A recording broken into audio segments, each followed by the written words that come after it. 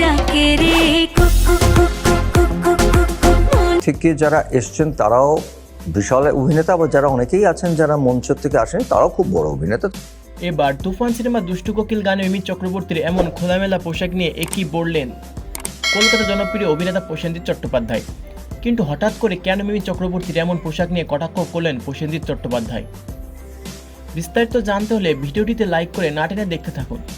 Trolley film ইন্ডাস্ট্রির একজন সফল অভিনেত্রী মিমি চক্রবর্তী সম্প্রতি তুফান সিনেমায় একটি গানের দৃশ্য নিয়ে তোলপাড় শুরু হয়েছে তাকে নিয়ে। দুষ্টু কোকিল গানে মিমি চক্রবর্তীর এমন খোলামেলা পোশাক কোনোভাবে মেনে নিতে পারছেন না প্রসেনজিৎ চট্টোপাধ্যায়। প্রসেনজিৎ চট্টোপাধ্যায় বলেন, মিমি চক্রবর্তী সাহস হয় কিভাবে এমন খোলামেলা পোশাক পরে সিনেমায় অভিনয় করতে? এমন পোশাক পরে অভিনয় করতে তার কি একটু বিবেকে বাঁধেনি? সম্প্রতি কলকাতায় মুক্তি পেয়েছে শাকিব খানের তুফান সিনেমাটি। সেই সিনেমা দেখতে এসে মিমি চক্রবর্তীকে নিয়ে এমন কটাক্ষ করলেন প্রসেনজিৎ চ্যাটার্জি।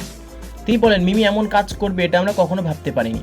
মিমি টলি ফিল্ম ইন্ডাস্ট্রির একজন অন্যতম সফল নায়িকা, তার উচিত ছিল নিজের মান সম্মানের দিকে একটু তাকানো। তার এমন খোলামেলা পোশাকে নিজেকে উপস্থাপন করার আগে একবার ভাবা উচিত ছিল। আমাদের মাঝে ভদ্রতা বলেও তো একটা জিনিস আছে, কিন্তু মিমি সব কিছু সীমা ছাড়িয়ে গেছে। প্রসেনজিৎ আরও বলেন, মিমির উচিত ছিল আমাদের সিনেমা ইন্ডাস্ট্রির মান সম্মানের দিকে তাকানো। তার বোঝা উচিত ছিল মানুষ তাকে এমন পোশাকে কোন চোখে দেখবে।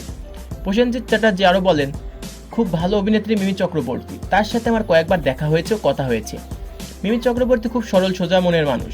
সে নায়িকা হিসেবে অনেক সফল। তার ভারতীয় ফিল্ম ইন্ডাস্ট্রিতে অনেকগুলো সিনেমা রয়েছে। তবে তার ভাবা উচিত ছিল এমন খোলামেলা পোশাক পরলে আমাদের সিনেমা ইন্ডাস্ট্রি নায়িকাদের ওপর কী বাজে প্রভাব পড়বে। এখন একজনের জন্য পুরো সিনেমা ইন্ডাস্ট্রি তোপের মুখে পড়বে। তো বন্ধুরা, মিমি চক্রবর্তীকে নিয়ে প্রসেনজিৎ চট্টোপাধ্যায়ের এমন মন্তব্যে আপনাদের মতামত কী? তবে কি মিমি চক্রবর্তীর জন্য কলকাতা ফিল্ম ইন্ডাস্ট্রি তোপের মুখে পড়বে? আর তুফান সিনেমাটি আপনাদের কেমন লাগছে? এ বিষয়ে আপনাদের মূল্যবান মতামত কমেন্ট করে অবশ্যই জানাবেন আমাদেরকে। ভিডিওটি ভালো লাগলে লাইক, কমেন্ট ও শেয়ার করতে ভুলবেন না। আর আপনি যদি আমাদের চ্যানেলে নতুন হয়ে থাকেন তাহলে চ্যানেলটি সাবস্ক্রাইব করে বেল আইকনটি অন করে রাখুন। ধন্যবাদ সবাইকে।